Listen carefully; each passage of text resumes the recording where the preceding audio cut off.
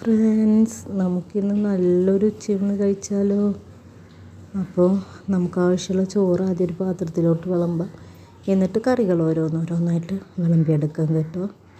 ആദ്യം ക്യാരറ്റും ബീട്രൂട്ടും കൂടി ചമ്മന്തിയൊക്കെ അരച്ചിട്ടിട്ടുള്ള നല്ലൊരു ഉപ്പേരിയാണ്.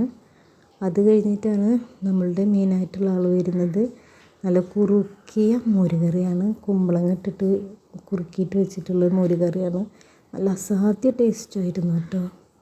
പിന്നെ അതുപോലെ തന്നെ ഇനി അടുത്തത് അയക്കൂറ മീൻ കറിയാണ്. നല്ലൊരു ടേസ്റ്റുള്ളൊരു കറി തന്നെ ആയിരുന്നു.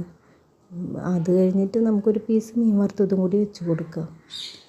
ഒരു അയക്കൂറ വറുത്തതിൻ്റെ ഒരു പീസ് വെച്ച് കൊടുക്കാം. അത് കഴിഞ്ഞിട്ട് നമ്മൾ തന്നെ വീട്ടിൽ വറുത്തിട്ടുള്ളതാണ്. പീസാക്കിയിട്ടുള്ള പപ്പടം വറുത്തതിന് ശേഷം മസാല ഉണ്ടാക്കി അതിൽ മുരിപ്പിച്ചെടുത്തിട്ടുള്ളതാണ്. നല്ല അസാധ്യ ടേസ്റ്റുള്ള ഒരു സംഭവം തന്നെയാണ് അതും.